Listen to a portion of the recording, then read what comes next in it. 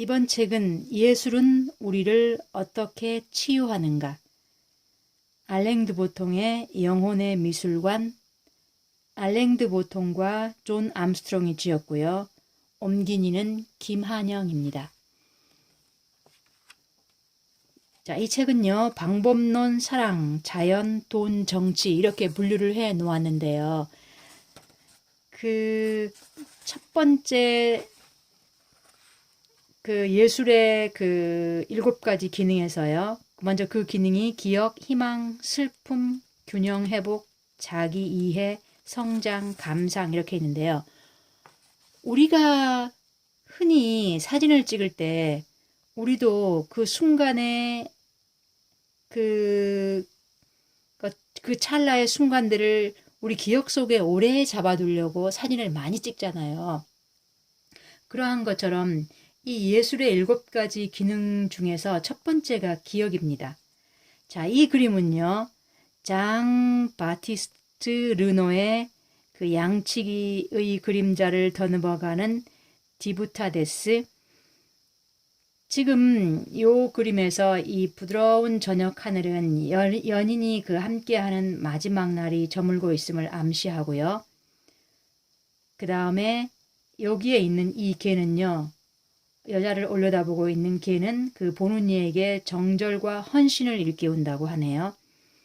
저도 이렇게 그림을 보는 대로만 이렇게 보일 뿐이지 이러한 것들이 뭘 암시하고 이런 거는 읽어보면 재미도 있고 어쩔 때는 또 약간 내가 너무 전혀 이해를 못하는 게 아닌가 하고 조금 좀 약간 초조해진다고 할까? 그런 것도 있긴 해요. 그래서 저는 지금 요 저자가 설명해 주는 그거를 그대로 설명하는 것이 또 올바르다고 생각해서 그렇게 설명하고 있습니다. 그래서요, 지금 이 여자는 헤어지는 이 연인의 모습을 조금이라도 이렇게 붙잡아두고 싶어서 지금 이 기다란 막대기, 이 숯이 묻어있는 이 막대기로 지금 이 연인의 그림자를 지금 그리고 있는 거거든요. 이때 르노는 무엇이 최초의 회화적 행위였는가, 그걸 물어본다는 거죠. 그건 바로 사랑하는 대상이 떠난 후에도 계속 대상을 붙잡아둘 수 있는, 지금으로 말하면 이 사진과 같은 기능, 이거라고 얘기하네요. 자, 그러면은 그러한 두 번째 그림을 한번 보면요. 우리는 이 여인을 단지 지켜보는 것이 아니라 지금 그녀에게 무엇이 중요한지 알게 된다. 요하네스 페르메이르의 편지를 읽는 푸른 옷의 여인입니다. 지금 여기에서 이 페르메이르는 이 구체적인 상황과 순간 무아지경에 빠져있는 이 여인, 지금 이 손에 이 팽팽한, 어쨌든 여기 느낌이 팽팽한 어떤 정적감에 휩싸인 걸 창조해냈는데요. 여기에 있는 이 편지를 지금 읽고 있고, 그리고 지금 이 얼굴을 보면은 이 쥐도색과 약간 비슷하게 해서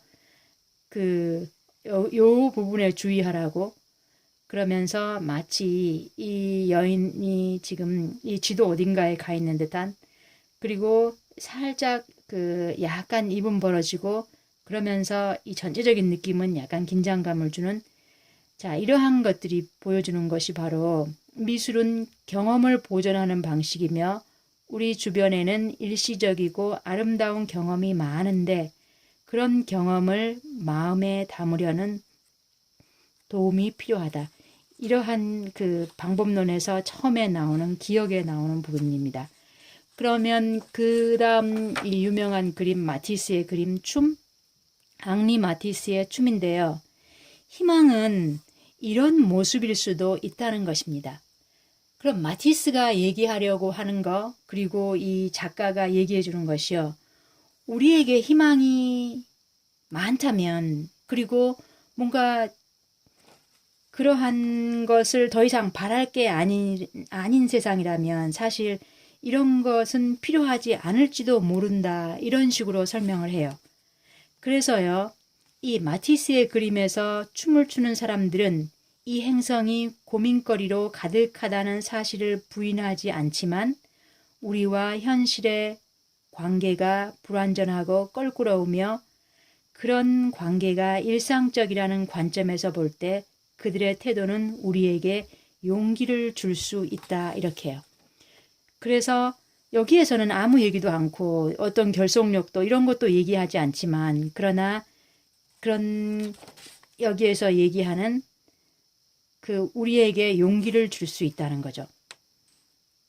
그러나 여기에서는 그들은 세상에서 어쩔 수 없이 마주치게 되는 이 거절과 굴욕에 대처할 줄 아는 우리 자신의 유쾌하고 무사태평한 능력을 일깨워 주고요. 마티스의 그림은 모든 게 좋다고 말하지 않으며 그와 마찬가지로 여자들이 항상 서로의 존재로부터 기쁨을 얻고 서로 도우면서 그물 같은 결속력을 유지한다고 말하지 않습니다. 자, 그 다음에 슬픔에 우리가 갖고 있는 이 슬픔이요. 그 예술이 우리에게 줄 수 있는 의외로 중요한 기능들 중 하나가 고통을 보다 잘 견디는 법을 가르쳐 준다는 데 있다고 합니다. 자, 이게 바로 리처드 세라의 페르난두 페소와 이 그림인데요. 자, 이 리처드 세라의 이 페르난두 페소아는 상당히 큰 그림이라고 대작이라고 합니다. 근데 여기에서 세라의 작품은 우리의 고민을 부인하지도 우리에게 기운내라고 말해주지도 않고요. 다만 슬픔은 애당초 인생의 계약서에 적혀 있다고 일러줍니다. 슬픔을 응대하면서도 어디에나 존재하는 감정으로 제시한다는 거죠. 그래서 당신의 상실감과 실망, 날개 꺾인 희망과 자신의 부족함에 대한 비탄은 당신을 진지한 회합의 일원으로 고양시킨다. 그러니 당신의 슬픔을 외면하거나 내버리지 말라. 그러니까 예술이 우리에게 주는 의외로 중요한 기능이 바로 이러한 고통을 보다 잘 견디는 법, 그걸 가르쳐 준다고 합니다. 자, 그래서 그 슬픔을 그대로 받아들이라는 거죠. 자, 그러면 여기 책에서 하나 유일하게 나오는 바로 우리나라 작품이거든요. 조선 왕조 백자요. 자, 이 백자에서도 이 항아리가 겸손한 이유는 자, 여기에서는요. 이 타원형 하나에서 주는 이 겸손함이거든요. 그래서 거기엔 자신을 과도하게 특별한 존재로 생각해 달라고 요구하지 않는 지혜가 담겨 있고요. 항아리는 궁색한 것이 아니라 지금의 존재에 만족할 뿐이다.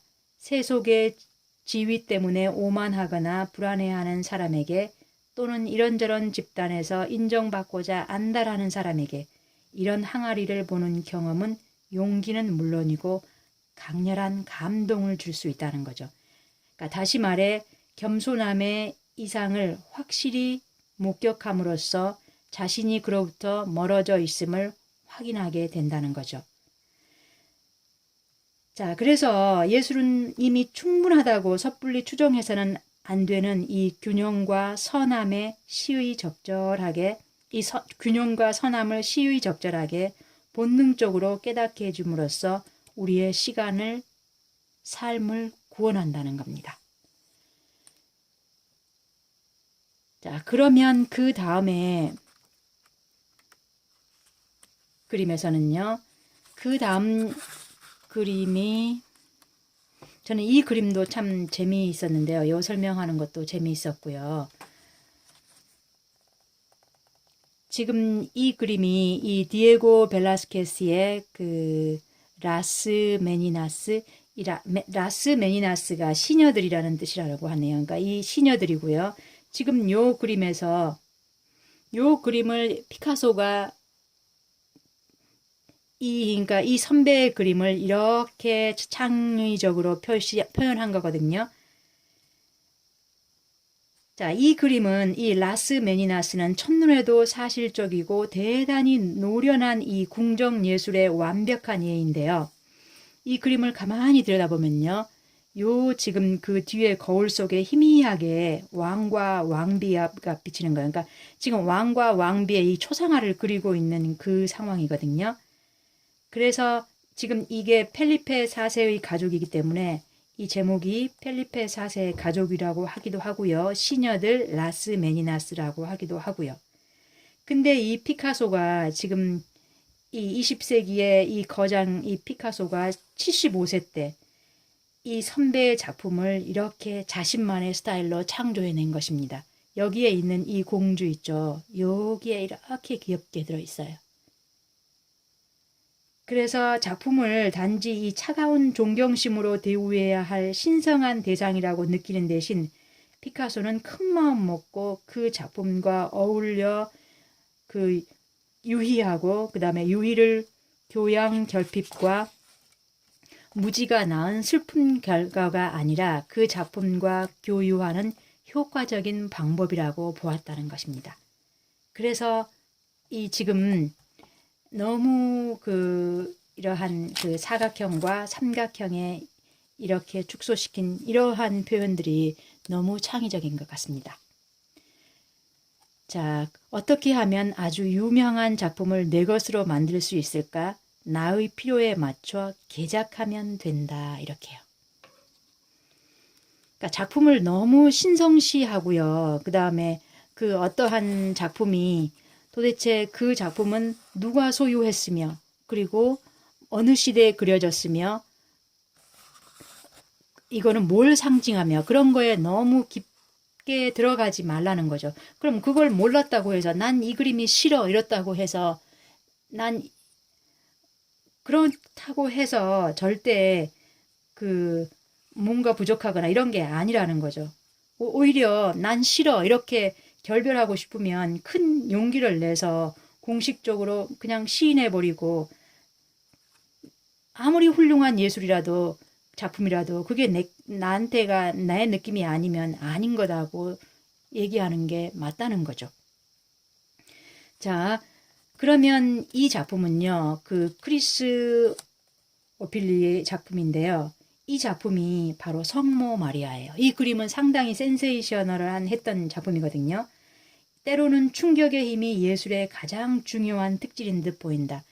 이 크리스 오필리어는 예술이 무엇이 예술을 예술답게 하는가에 대한 그 인습적 생각에 반대온 거예요. 그래서 지금 여기에 있는 성모 마리아의 가슴에 있는 요게요. 말린 코끼리 똥이거든요. 그래서 이 작품이 뉴욕에서 전시되었을 때 어떤 관람객이 항의의 뜻으로 흰색 물감으로 얼룩을 내버리기도 했다고 하네요. 그런데 우리의 이 선입견에 도전장을 내민 거예요. 그래서 지금 무엇이 존중할 만하고 무엇이 그렇지 않는가에 대한 우리의 판단 기준은 크게 흔들리고 이 소화의 부산물을 보다 좋게 평가하는 쪽으로 움직인다. 우리가 충격을 받았다면 문제는 오피리어가 아니라 우리 자신이 품고 있는 이데올로기의 완고함에 있다는 거죠. 우리가 알지도 못하는 사이에 우리가 가지고 있는 그 이데올로기요. 사실상 그림들이요. 종교, 특히 이런 종교화요. 이러한 그림들이요. 그 당시 어떤 거냐면은 그 재화에 따라서 그 그림을 그려달라고 요구하는 예를 들어서 큰 교회나 성당이나 아니면은 어떤 궁정에서 그러한 사람들이 요구하는 그림이 있으면 그 요구대로 화가가 그림을 그려줬잖아요. 그러니까 그런 거예요. 그러면 이 그림이 도대체 무슨 이게 원작인가 아닌가 아니면은 뭐 이게 어느 여왕이 소유했거나 그런 걸 보지 말고 우리가 찾아야 할 좋은 설명이라는 거는 뭐냐면 지금 이게 후안 데 플란데스의 성모에게 나타난 그리스도거든요. 그럼 여기에 대한 좋은 설명이라는 건 바로 지금 이 어머니와 아들의 충격적인 상봉이고 지금 이 아들이 살아 돌아왔다는 거고 그렇지만 지금 눈앞에서 이 아들이 있지만 금방 또 잃게 될 아들 그러한 전달이 더 좋은 설명이 아닐까 이렇게 설명을 하는 거예요. 그래서 그 성경 이야기는 어떤 우리가 종교적인 그러한 틀에서 설명을 하지만 거기에 대한 그 주제라는 것은 더 보편적인 거 그런 거를 찾아야 되지 않을까 이렇게 설명을 해주는 거죠. 그래서 그 다음에 이 의자도 보면요. 자, 미술관에서는 거기에 앉으면 안 됩니다. 이렇게 설명하죠. 이 적청 의자는요. 해릿 리펠트의 1920년경 작품인데요. 자, 이 아래 거는요. 예술에 의해 포착된 가치는 미술관에 머물러 있으면 안 된다. 그 가치들은 우리를 따라 집 안으로 놀이방으로 들어와야 한다. 이것도 해릿 리펠트의 그 모래사장 자동차입니다. 그럼 이러한 것들이 그 대리석 그 전시실에 앉아 있어야 되는 것이 아니라 이러한 것들이 역할을 하려면 우리의 생활 공간으로 들어와야 되지 않을까 이렇게 얘기하는 거예요. 그래서 정말 그게 자신의 임무를 완수하게 될 것이다 이렇게 설명해 주는 거죠. 그러한 설명들이 저는 마음에 들었어요. 이 사랑에서도요. 먼저 작품을 이렇게 한번 보면요. 이 작품이 바로 그 니콜로 피사노의 모카시 다프니스와 클로에거든요. 이 사랑이란 것이 처음에 사랑은 당연히 인생의 큰 즐거움이어야 하지만 나와 가장 쉽게 상처를 주고받는 사람은 다름 아닌 나와 가장 가까운 사람이다. 자, 처음 만난 이 연인들의 이 설레임과 그 다음에 너무도 소중해서 자, 만질 수도 없는 이러한 그 떨림, 이러한 것들이요. 그러면 그 수십 년이 지났을 때 이렇게 자, 그럼 이 수십 년이 지난 이 회반죽은 지금 이렇게 풀어져 내리고 이 간신히 포도 넝쿨을 이 지금 지탱하고 있는 이 대 그리고 자, 삐걱거리는 이 문 보기만 해도 삐걱거리는 것 같고 이렇게 무너져 내리는 거 이러한 것들은 그러면은 사랑이 끝난 이런 게 아니라 이러한 것들이 뭐냐면은 사실은 몇십 년이 지나면 이렇게 된다는 건데 그러나 이러한 그 본보기들이 우리에게 보여주는 것은 모든 것이 다 새 것 같아야 하고 그 다음에 다 질서가 있어야 되고 그런 게 아니라 여기에 대해서 우리의 반응은 살아가는 게 이런 거야. 오히려 이런 정리정돈에 대한 경의이지만 이러한 것들에 이런 것들이 하나의 살아가는 정리정돈이라는 거죠. 그래서 그 다음 작품을 한번 보면요. 우리가 우리 주변에 있는 흔한 콩깍지 같은 것들 그러한 것들이 이게 아스파라거스인데요. 그 콩깍지 같은 그거죠. 이러한 것에서 우리는 여기에 대해서 집중을 안 하죠. 무슨 콩깍지나 이런 아스파라거스 다발에 누가 크게 시선을 두지는 않잖아요. 그런데 지금 이 에두아르 마네가 이 아스파라거스 다발을 그린 거거든요. 여기에서 담긴 이 그림은 보는 사람들은 이 아스파라거스가 담긴 이 접시에서 행복하고 남부럽지 않는 삶의 한 이상을 보게 된다는 거죠.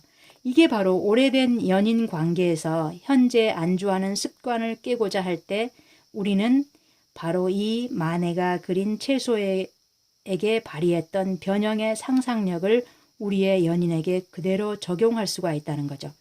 그래서 마네가 바로 이 아스파라거스에 접근한 방식에는 오래된 관계에 도움이 되는 교훈이 숨어 있다는 겁니다. 자, 그러면서 우리도 그 타성에 이제 타성에 사로잡히기 쉽고 그리고 우리의 그 연인을 이제 오래된 관계에 있어서 또 결혼 생활에 이제 10년, 20년이 지나면 이제 그 심통난 어조가 나오기 쉽고 약간 식상한 그러한 모습들에 서로 실망도 하지만 그러한 것들을 전혀 거들떠 보지 않고 이러한 것들이지만 그러나 거기에는 여전히 그녀나 그의 그 모험적이고 충동적이고 장난스럽고 지적이고 무엇보다 사랑할 가치가 있는 차원이 여전히 남아 있음을 우리가 지금 잊고 있는 거지. 그 속에 들어있는 거죠. 그러한 것을 보면서 일깨운다는 겁니다. 자, 그러면 자, 그 다음에는 이제 요 그림에서 보면요. 자, 먼 훗날 우리도 이들과 약간 비슷해지지 않을까? 자, 늙어가는 모습이죠. 지금 이 나이든 남녀 얀 호사르트의 작품이거든요. 지금 이 남자가 쓴 이 모자의 이 배지에서는 이 늙어가는 모습이 아니라 젊은 남녀들이죠. 그러나 모든 이제 기억조차 이제 희미해져서 지금 여기에서는 그들이 끌고 온 그 삶의 무게가 보여지죠. 상대방에게 특별히 만족하는 듯도 보이지 않지만 그러나 예술은 우리에게 미래를 보여주는 거죠. 이러한 것들은 그 자연의 일부처럼 시간의 흐름이 그대로 흘러가면서 우리가 어떠한 것을 보았을 때 우리에게 닥칠 어떤 슬픔이나 우리에게 닥칠 이러한 죽음 같은 거, 이러한 것들이 나 혼자만의 저주나 형벌이 아니라 이게 자연의 흐름처럼 그게 누구에게나 올 수 있는 그러한 리듬이라는 거, 그러한 거를 보여준다는 겁니다. 이게 바로 떨어지는 나뭇잎 사이에서 우리 자신의 죽음을 관조하는 바로 앤설 애덤스의 사시나무 새벽 작품입니다. 그리고 요 작품은요. 요 작품도 지금 이거는 자크 루이 다비드 자선품을 받아들이는 벨리시리우스. 이 사람은 한때 장군이었죠. 바로 이 사람의 한때 지휘관이었지만 지금은 거지가 돼서 이렇게 구걸을 하는 이러한 신세잖아요. 그러니까 이러한 것을 보면서 흘러가는 인생, 그 다음에 이렇게 누군가도 될 수 있다. 이러한 것을 보여주는 자연의 일부, 이러한 것들이 그 자연의 일부가 아닐까, 이렇게 보여준다는 거죠. 그러면서 우리는 자연의 일부이며 자연의 이치는 식물을 관통하듯 어김없이 우리를 관통한다. 이렇게 설명합니다.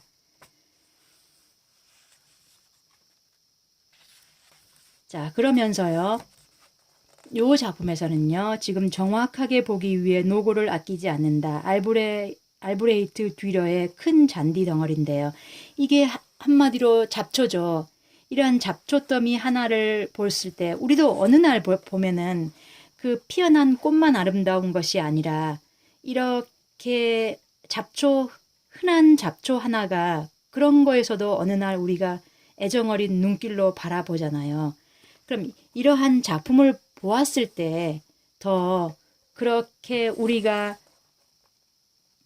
어떤 한 세상을 본다든지 그랬을 때 더 새로운 국면을 볼 수 있는 눈을 준다는 거죠. 이 새로운 국면에서 그러니까 미술관은 과거에 자신이 했던 경험을 기록하는 사람이 아니라 우리가 할 수도 있는 경험을 안무하는 사람이 된다. 우리는 아직도 의 흥미로운 시대의적 변천에 내포된 깊은 의미들을 소화하고 있는 중이다. 이제 미술가들은 아틀리에와 이젤에서 벗어나 경영 지도자, 정치인, 종교인, 건축가, 도시계획 설계자, 서커스 단장과 공통점을 갖게 되었다. 자, 그리고요. 그러면 이제 여기서 결론적으로 말하고자 하는 것은요. 뭐냐면은 이런 예술이나 미술이 더 말해지지 않는 사회, 그러니까 그러한 것들을 더 요구하지 않는 사회, 그러한 것이 더 정의롭지 않을까 이렇게 설명하는 거예요. 그러니까 예술을 사랑하는 사람의 궁극적 목표는 예술 작품이 조금 덜 필요해지는 세계를 건설하는 것이어야 한다. 이렇게 해요. 즉 어떤 거냐면요. 지금 예를 들어서요. 지금 이 그림을 한번 보면요. 지금 세바스티안 에라수리스의 월스트리트 네이션이거든요. 그럼 우리 사회가 공정한 분배가 이루어지고 있다면 이러한 정치 미술이 필요가 없어진다는 거죠. 그러니까 그렇지만 이러한 정치 미술의 효과를 발휘하려면 단지 무엇이 잘못되었다고 말해선 안 된다. 그 잘못을 아주 생생하게 부각시켜 개혁의 필요성을 일깨울 정도로 강한 감정을 불러일으켜야 한다. 여기에 필요한 것은 예술적 재능은 차치하고 심리적이든 사회적이든 경제적이든 당면한 문제를 독창적으로 이해하는 힘이다. 그래서 만약에 올바른 게 사회가 이루어졌다면 이러한 정치 미술이 필요가 없어지는 거죠. 다시 한번 이 책에서 최종적인 결론은 뭐냐면요. 그러니까 예술의 혜택을 올바로 이해하려면 예술을 언제 밀쳐두어야 하는지 알아야 한다. 일정 시점이 되면 우리는 미술관이나 공원 안에 조각품을 떠나 예술의 진정한 목적인 삶의 개혁을 추구해야 한다.